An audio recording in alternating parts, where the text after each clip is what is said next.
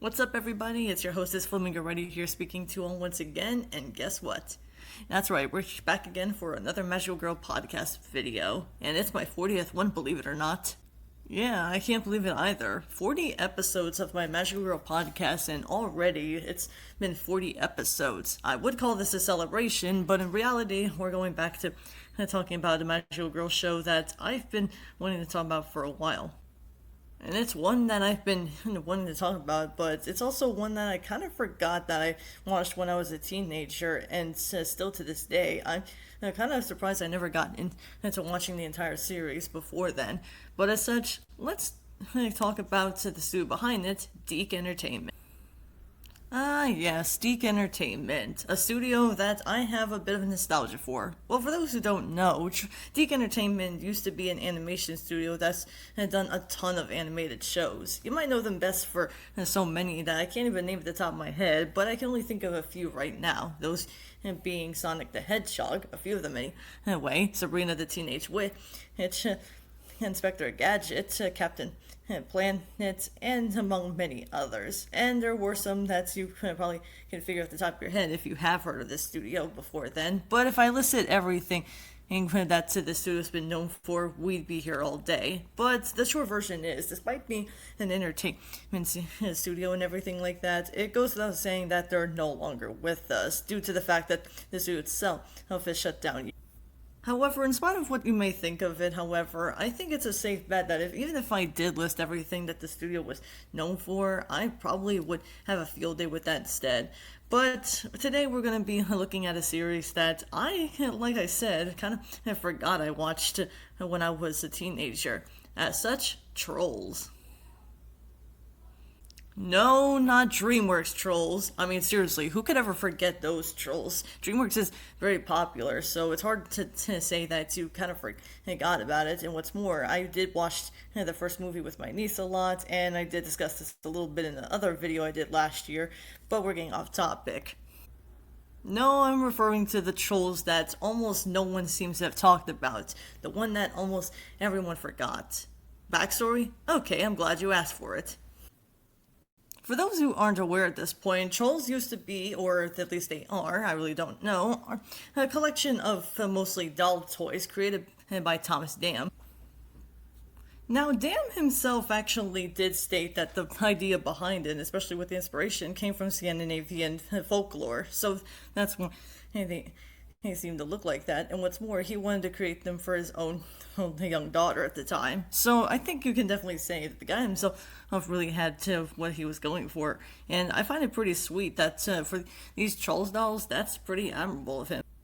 Honestly, as creepy and uncanny as they are for kids these days, especially for how they look for the unsettling faces, like seriously, look at this, you don't find it unsettling. They still feel like they've had a place at home because some kids seem to have them. I do recall having one or maybe even two at the time, but the first time I was introduced to the Trollz dolls was probably from a glimpse from Toy. And even then, that was just with a short montage of how Buzz is getting invested into being with Andy and the other toys. Yeah, but we're not looking at those kind of trolls today. No, I'm talking about the trolls that came from Deke Entertainment. There we go. Now, I will say when it comes to these trolls, I wouldn't be surprised if you kind of forgotten them because this did come out during the early 2000s. And what's more, while the series itself did seem pretty fitting for little girls and everything, Deke Entertainment really wanted to make this show last while it still could. However, I myself did not watch this series when it first aired. No, in this case, I actually watched it when someone actually lent me the DVD for me. I don't know why they did that, but I'm guessing it's because they think because I love Magical Girls so much, they thought they would give that to me. But unfortunately, I only had 3 out of the 27 episodes of that DVD. Yeah, the first and second DVD of this year compilation only come up with the first 3 episodes, and as well as the second 3 as you go on, and they didn't just stop there. At one point, it did air on Netflix, since there was a time when they wanted to stream this series, but unfortunately, it didn't really have that. Yeah, the first 6 episodes were on there, but not the 27. And as I said earlier, and what's more, they took it down to the fact that expiration date was coming into play. However, you can find this series on Prime TV and Tubi TV, but we'll get to those when we get to that anyways. But in spite of all of that, this series didn't seem to have lasted too long for either way anyways. Originally, the series itself was going to have a second season, but only the first season made it to air, and no such second season actually came to play. So I will get to cross that San Francisco bridge when we get to it, but the short version is you're not going to like the reasons why it got canceled so abruptly. But spoiler alert, you're not going to like the reasons I have for this show entirely. But anyways, regardless of that intro aside, let's talk about Trollz and see why it's not as remembered as some people thought. The series Trollz starts off with our main characters who are known as the BFFL group. Man, you make me think of my girlfriend who used to say that. Anyways, these here girls are known as the five trolls, named Amethyst, Ruby, Topaz, Onyx, and Sapphire, all of whom are basically the best friends out there who do anything to make sure that you can do whatever it takes in order to make sure they stay a group and everything, so they can all hang out and such, and to do whatever they can as possible anyways. While the girls themselves also tackle something like monsters and everything around it, they still remain a group because they use their spells in order to activate whatever conflict they have and basically run it from there. Okay, it may not sound like a whole lot, but despite the show lasting for one season, I gotta say, I thought at first it was like your typical Monster of the Week series, but no, this isn't one of those shows. This is one of the strangest ones I've seen. It's basically kind of like Monster of the Week, but it's basically like saying every 3 episodes of this year's series, you're going to get a story arc. So mathematically speaking, there are 9 total arcs in this year's series, and each of them have something to do with a conflict.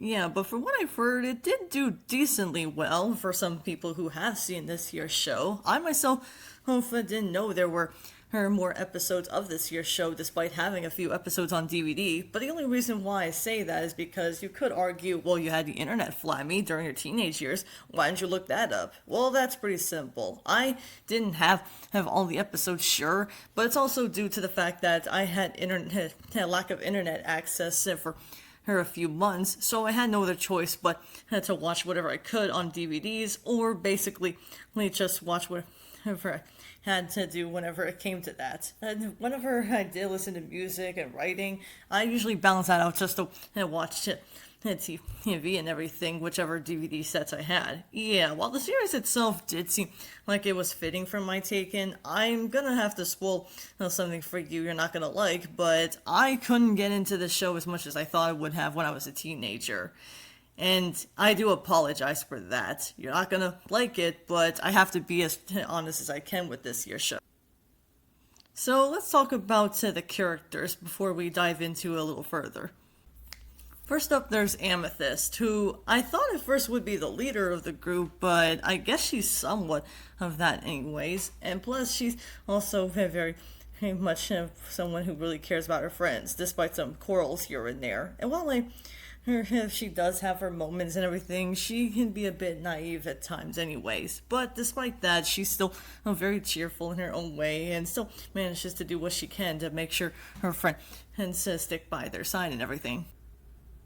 Next up, there's Ruby, a very fierce yet still kind of girl that just makes me want to say, why are these girls still her friend by the end of the day? I mean, I'll get to her personality a bit later, if anything, because there's so much to unpack with her, but I'm just gonna say there's so much they could have done with her that screams, what kind of friend just talks down like that to their friends just to think otherwise? But just so you know, there's gonna be some levels here and there that I'm not gonna raise right now, but still. Next up we have is Sapphire, who's mostly the book smart character and as well as the level-headed one. While he is someone who does have her moments where she can be a bit much to the girls, I think I kind of like her, considering that I'm all for having a book smart character. Though admittedly, this could be one of the umpteen times I've seen a blue magical girl actually be a smart character and everything like that. For Sailor Mercury, and then there's also someone like, say, cure beauty from Smile Pretty Cure. I guess it's a very noble thing for them to say that they're very loyal and intelligent, but still.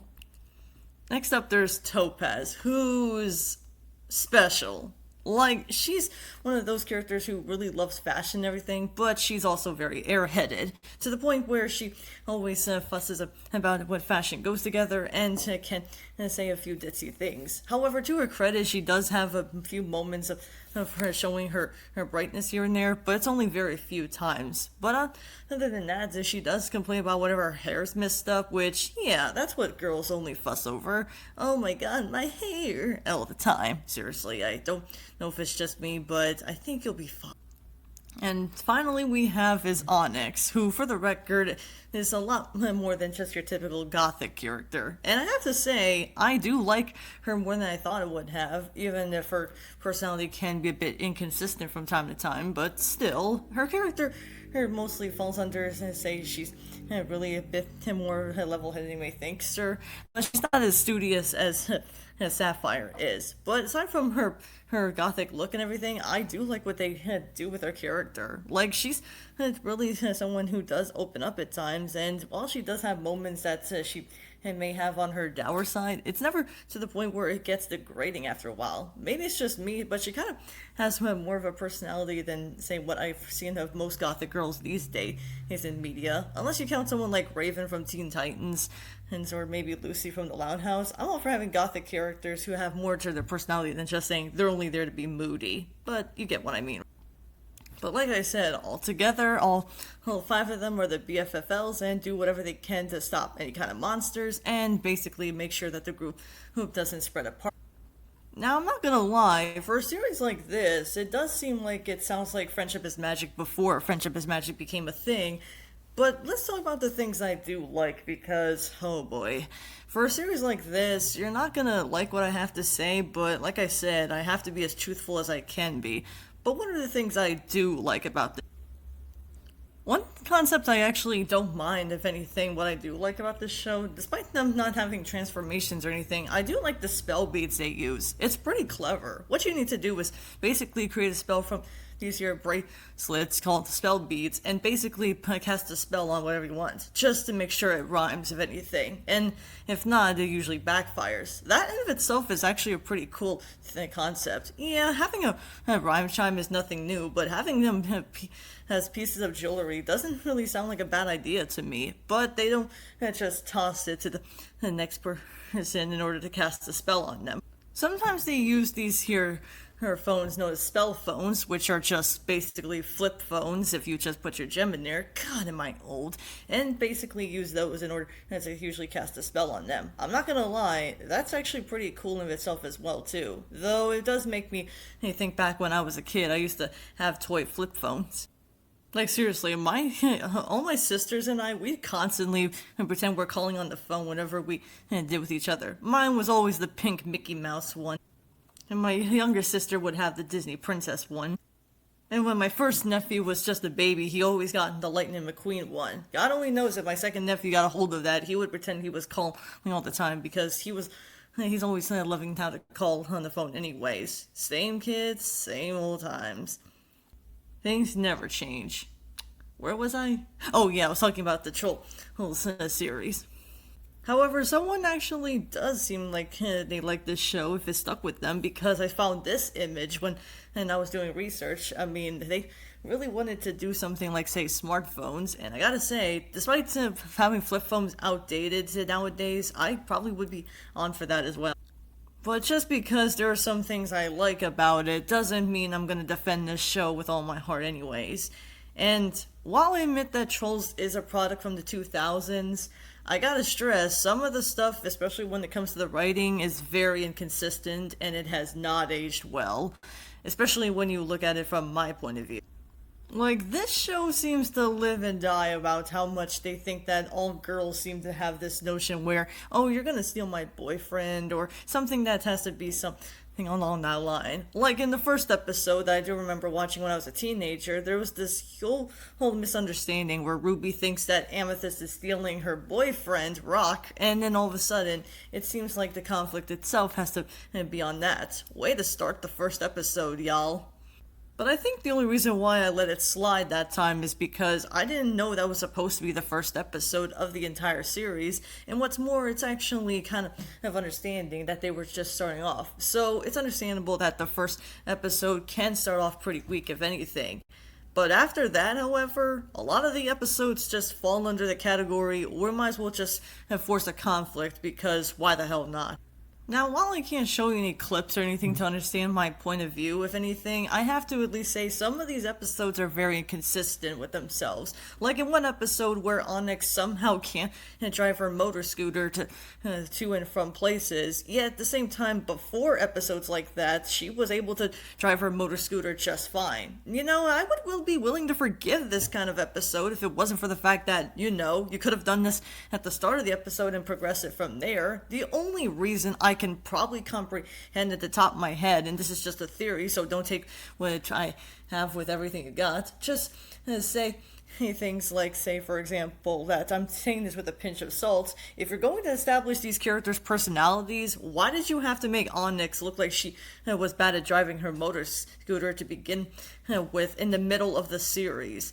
Like, if you had this in the beginning, I think it would show a little more than that. Plus, this wouldn't make sense for Onyx specifically.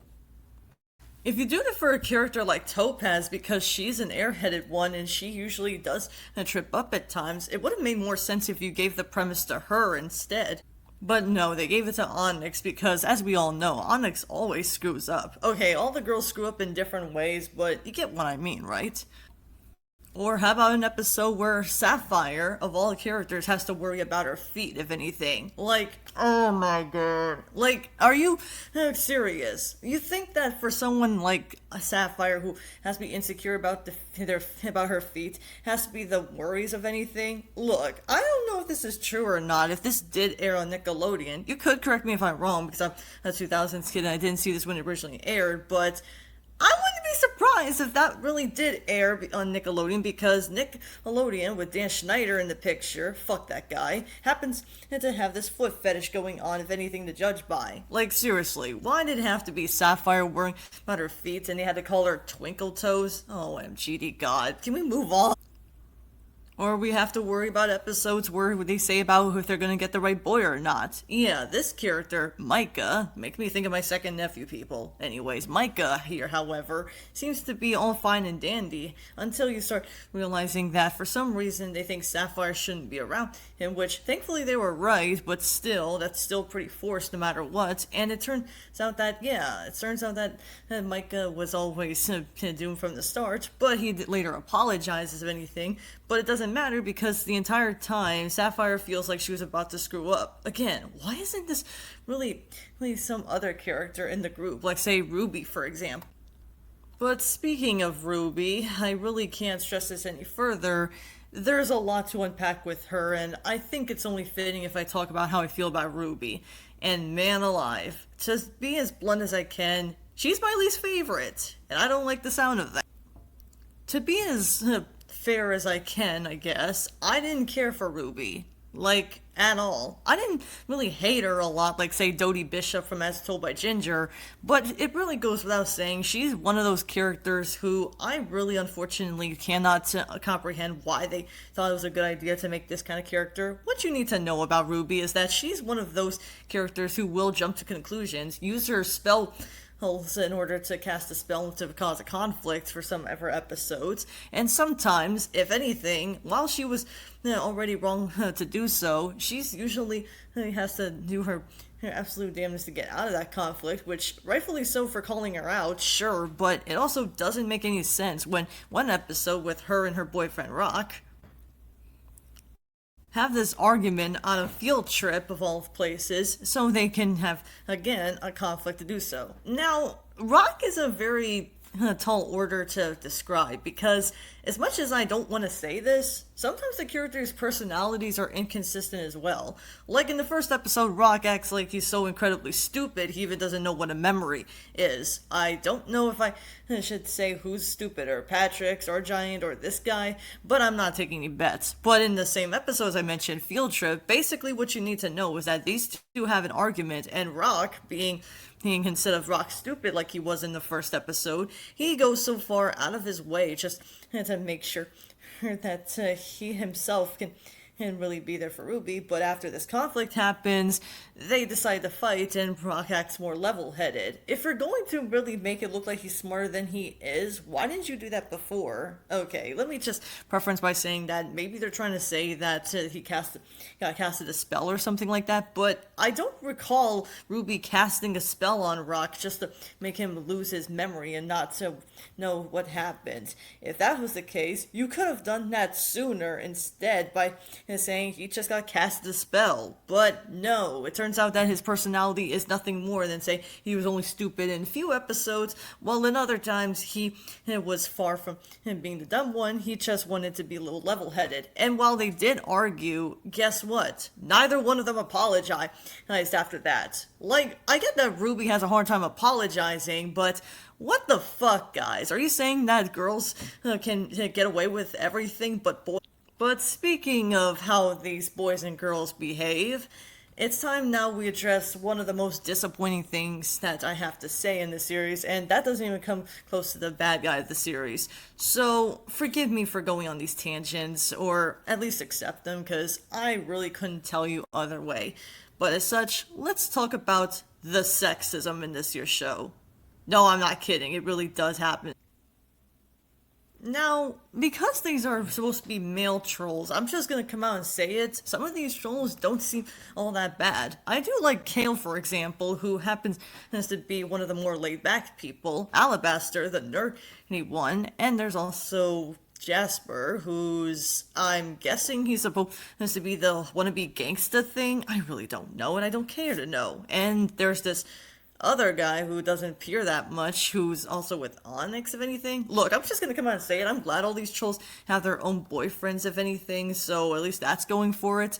But part of me feels like I don't like what they do with these boys. I told this to a friend of mine when I was saying to him about this year's show, and my god, these girls are kind of sexist towards the boys. How, you may ask? Well, I'm glad you asked, my lovely people. I'm not going to give too much away in case you want to see it for yourself, but during the time when I was watching this show, apparently they say that only girls can use magic, but not the boys, so that does ring up a lot of alarm bells. And I will say it is inconsistent as well, but let's go over why I find this pretty sexist. One, just because you're a dude does not mean you can't use magic. I've seen plenty of boys who can use magic on their own. And two, even if that was the case, however, it still doesn't gripe the feeling that these girls, however long they put themselves in these positions, don't really seem to notice that just because you're a dude doesn't mean that has to be anything. Look, if this is what the creator, not Thomas Dam, but the other creator involved with this show think that this is what all girls are like, then why not ask what the girls do have in their own stuff anyways? Or are we meant to assume that girls are too dumb to understand what the level-headed person is? Because I wouldn't be surprised either way anyway. And to make matters even worse, they really hone it in that these boys are not all of what they are anyways. While I admit that I really want to see male characters more than who they are, it still pisses me off. This is what it is. If you think I'm giving the boys a bit of a free pass here, I'm clearly not. One of the male characters, and this is the bad guy of the main bad guy of the series, and that has to be with the character none other than Simon. Yeah, this troll or ogre. Like, seriously, doesn't he remind me of a flat cartoon version of Master Yoda, if anything? I wouldn't know, but still. Anyways, Simon here, and when I say that it's inconsistent that boys can't use magic but girls can, this is what I mean by that. See, apparently Simon was locked away for over 3,000 years ago. Or 300 years, I really don't know. Anyways, apparently he was enough to actually go so far to trick the girls into letting him back into the troll world in order to cause a lot of mischief. Now, that in itself is not a bad idea. I mean, having a conflict with this little twerp probably would have been so already. But unfortunately, there are a few other complaints I've had with it. Remember when I said that the boys don't really have magic? Well, what the fuck do you call this? Because get this, Simon actually does use magic. He uses his own powers to bamboozle anyone who gets in his way. So either they're trying to say that boys are forbidden to use magic, or they're trying to establish that no, he's the only exception. Either way, it still doesn't make any lick of sense. And he has this little guy named Snarf, who, despite how adorable he looks, he's not all that bright, but he does whatever he can in order to distract the girls of anything. Having a little dumb minion character by your side, always a nice choice no matter what, but I'm kind of sad that they really do nothing but push him around and everything like that. Yeah, I know. I mean, that's part of what guys do, but let me tell you, Simon's not that intimidating. And while Snarf can be in some cases, it's just not that much enough to do so already. Especially because throughout most of the series, you're not going to find them locking away Simon forever afterwards. And I'm not even joking. Now, I don't want to spoil too much of this year's show for you, but I will say that despite the aesthetic looking so pretty and everything when it goes to the beach, if anything, the last three-parter was them going to the beach, if anything. And you'd think that would solve all of their problems, especially because they have to do whatever they can in order to defeat Simon and everything, but no. No, instead of defeating him, he just really gets to the point where he has his plans to defeat the girls of anything, which you'd think that this would be the opportunity to say it's time to lock him up and everything, but no. Instead, they basically have him have his plans, follow the girls, get into some kind of mishap, and that's it. That's literally what they do in the first three-part episode. The second three-part episode, however, is for the three-part finale, was basically having the girls have a conflict with Topaz, actually mentioning they have these here elders known as Ancient Ones. Yeah, I forgot to mention, they have these here other trolls known as Ancient Ones, which are basically their older ancestors, something like that, and basically use that to do whatever they can to defeat anyways. But Topaz, being Topaz, she actually opens her big mouth to tell a lot of people stuff, and she's willing to keep her mouth shut if she does something, say you can create a spell on me to do anything with fashion involved. Yeah, because if there's one thing you want to shut a person up, it's just to talk about how much you want to freeze them up with fashion. What a crisis. Okay, I'm not going to judge what the writers were thinking or anything, but you could have at least come up with something more clever than that. Like, say, I don't know, create a spell to shut her trap up. I don't know.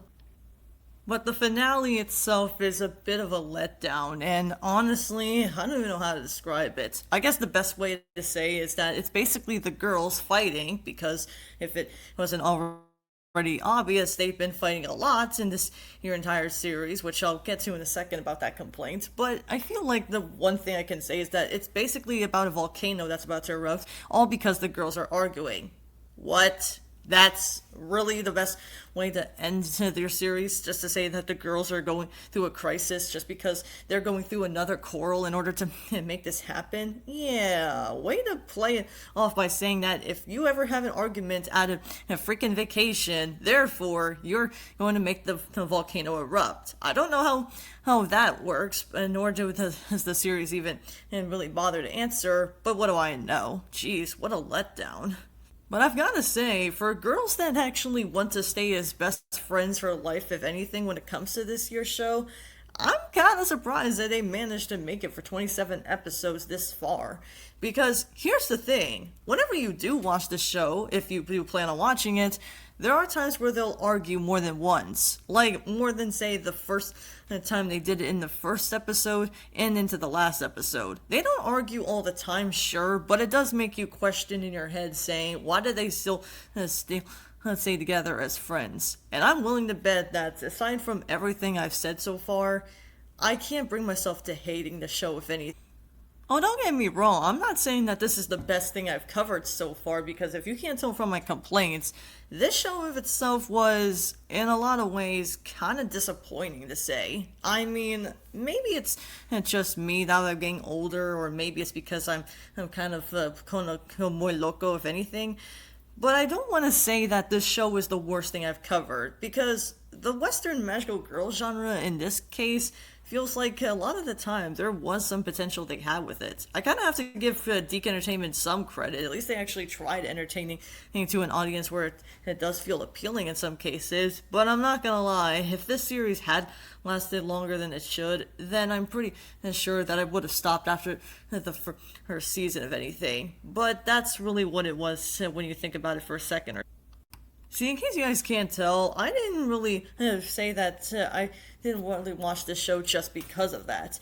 No, the sad thing is that aside from having a busy schedule every now and then for how long it took me to watch this show, along with the creation video that I've covered on my channel to talk about for my 7th year anniversary, the reason why it took me so long is because of that. The writing itself was so inconsistent that I had to pause every time just to see if I was hearing it right or if I was going senile. And I don't like that term in any regard of that. What I'm saying is that this is far from the worst show out there, but I must confess you might be asking yourself the question, Flammy, whatever happened to this show? Why didn't we get a second season? Well, it comes back to 2 reasons. Let's talk about the least bad for a sec. The first one has to be with low toy sales. Now, I'll fully admit, having a show dedicated to little girls or any kind of person out there to sell toys is definitely nothing new. Hell, I would have probably loved to have the toys if I was when I was a kid, and they look a lot less freaky than Thomas Dam would have put it. But honestly, whether you find the other ones freaky or not, that was still the intent because, well, did you think that Trollz would be, you know what, no, I'm not going to go into that detail. But you get what I'm saying, right? And I have to say, the toys themselves do look appealing, even if that wasn't the intent. But that's not the worst part of why this show got cut short after 1 season. No, the sad thing is, and I'm not joking when I said this, they had a lawsuit. No, I am sadly not kidding, my lovely. When Deke Entertainment got a lawsuit in the 2007 legal dispute, it was involving Trollz the brand for up to $20 million, while Deke Entertainment themselves and the original Trollz dolls were owned by Trollz company, Dam, at the time. Unfortunately, Deke's claims filed up to $20 million in lawsuits, only for them to toss it by countersuing the same price tag, if anything. Unfortunately, while the financial fallout in itself was a commercial failure, Deke Entertainment had heavy losses and the acquisition as time went on. So, in other words, either way, the show itself would have been in a bad fail, if anything, to judge by. And sadly, even if you look at it from that point of view, it's gotta suck when it comes to that limit anyways. No one likes a lawsuit and no one wants to get sued by anything, but if you ever wonder why some people have forgotten about the show, or at the very least they didn't know it existed or anything, then that's probably your best. But even with that lawsuit, however, I highly doubt the show itself would have made it the worst out there. Because here's the thing. Nobody wants to deal with shows that have something to talk down to its audience, and what's more, there have been plenty of toyetic shows out there that still managed to sell as much as they could anyways. Shows like MLP or LPS, or hell, even something for boys like Transformers or anything like that, goes to show they really had a lot of things marketed as well. But I'm not gonna lie, even if this year's show had probably improved in its own writing, I don't think it would make it as much as it had anyways, because like I said, I wouldn't call Trollz the worst thing out there, far from it. No, I would rather call it disappointing, and whether you find that worse or less worse, I think we can all agree that it did not deserve to get. But despite the show itself only having to deal with only 27 episodes, I thought Amethyst would be the most focused on the show to develop, if anything, to judge by. Oh, and speaking of which, before we close things off, I have to say a few things. One, I think it's safe to say that I thought this show in of itself actually did have movies after the show ended. But no, they were actually just compilations of the first 6 episodes. One DVD with 3 episodes, and the other DVD having the next 3 episodes. So yeah, only 6 episodes made into DVD. So clearly, I think it's safe to say, even in spite of what I've seen so far when watching this show, I'm not gonna say I'm not happy I didn't see it. If it wasn't for that person who gave this DVD to me, I probably wouldn't think of it either way. I have to commend the person who actually for doing that for me, because if it wasn't for them, I probably wouldn't have known this show would have existed. And thankfully, I do really expect it for them. But the sad thing is, however, just because I enjoyed it as a teenager doesn't always mean I'm going to keep those nostalgic goggles on. I had to take them off to see what I was watching when watching this series, and like it or not, I'm not going to say it's the worst thing out there, like I said, but I really do feel pity more than I thought it would have. But by the end of the day, I'm kind of glad I saw it. I'll be frank for a minute. If this show had a little bit of tweaking and basically had to actually improved on its writing a little more than it did, I probably wouldn't have been so harping on it than I thought it would have. This is a series that I'm pretty sure that no one bothered to look at, or if they did watch it when they were kids, maybe they kind of forgot about it as time went on. I know I did. That's certainly a sad thing when you realize that despite what you watch as a kid, you thought that you would like it a lot more as a teen. And then after that, look as an adult. But like I said, I didn't watch this when it originally aired. If this show had done better, maybe it would have lasted more than it did. But due to the lawsuit of itself, I think that was pretty unlikely to start out with. I will say the show did decently well for its time, but when the people behind actually do seem like they wanted to do more with it, I think that says a lot when you realize that there was so much they could have done for it. But I'm not gonna lie, just because I don't care for it doesn't mean that you can't care for it for yourself. And like I said, there are some platforms you can find this series. The series itself is available on Apple TV if you want to buy it digitally, but you can also watch it with free ads on Tubi TV and the Roku channel with stream free and ads and everything like that. Though admittedly, it kind of does look like something I would watch on Pluto TV if it was on, but like I said, I do feel pity if I couldn't get into it as much as you can. And I hate saying that, especially by the end of the day, I'm not here to lie and say that, oh, I like this show in spite of what it is. I really have to say, it's just disappointing for me to not enjoy it as much as I thought it would have anyways. Not just because it's a magical girl show, but because I wanted to see more of what they had with it. And to be honest, that's when I think of Trollz overall. I'm not going to guarantee that you're going to enjoy like say it's the masterpiece or anything, but if you really are into it, mentioning those aforementioned platforms might give you implication of what you're in for. But I must stress enough, there are plenty of girl shows out there that I could definitely recommend over this, but again, I'm glad I saw the show. I'm really glad I did, even if it didn't make up for all the stuff that have been happening so far, but that's beside the point. I do apologize in advance if it didn't seem like I had a lot of magical girl shows on this podcast this summer, especially with all the hiatuses and everything. But I'm not so sure what magical girl show I want to talk about yet. However, speaking of trolls, there's a certain movie that I want to talk about with a troll in it that I've been wanting to talk about for a while anyways. And I think it's about time we see how bad that movie turned out. But until then, I thank you all so much for watching. I'll see you all next time. And as always, stay fluid and fantastic. I'll see you all around.